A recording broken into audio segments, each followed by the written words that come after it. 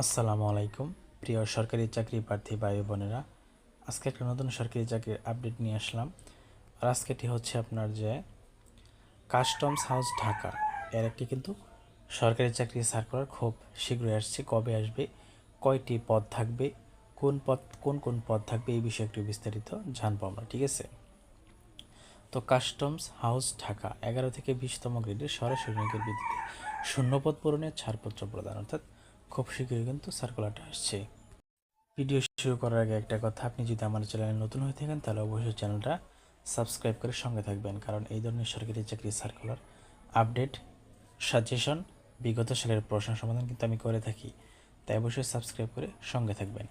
তো বিষয়, customs house ঢাকায় 11 থেকে 20তম গ্রেডের সরাসরি নিয়োগের ভিত্তিতে শূন্যপদ পূরণের ছাড়পত্র প্রদান।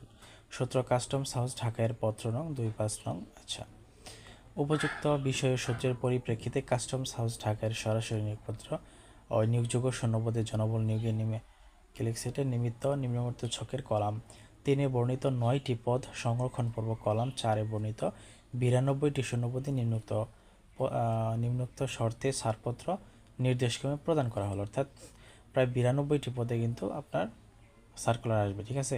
এখন আমরা পড়ব কোন কোন পদ থাকবে, বিস্তারিত এখন জানবো। তো প্রথম পদটা হচ্ছে কম্পিউটার অপারেটর। কম্পিউটার অপারেটরের পদ থাকবে একজন। তারপর উচ্চমান সহকারী থাকবে আপনার 9 জন। তারপর হচ্ছে কেশিয়ার থাকবে একজন। 60 মুদ্রাক্ষরিক কাম কম্পিউটার অপারেটর একজন। তারপর হচ্ছে অফিস সহকারী কাম কম্পিউটার মুদ্রাক্ষরিক 18 জন। টেলিফোন অপারেটর একজন। সিপাই 37 জন।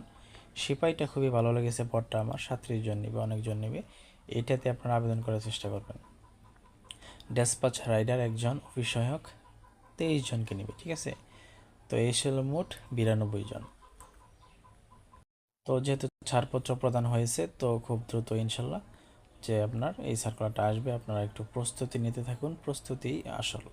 আর প্রস্তুতিকে আরও মজবুত করার জন্য চ্যানেলটা সাবস্ক্রাইব করে সঙ্গে থাকুন, কারণ আমি বিগত সালের প্রশ্ন সমাধান, সাজেশন এগুলো নিয়ে কিন্তু আলোচনা করি, ঠিক আছে?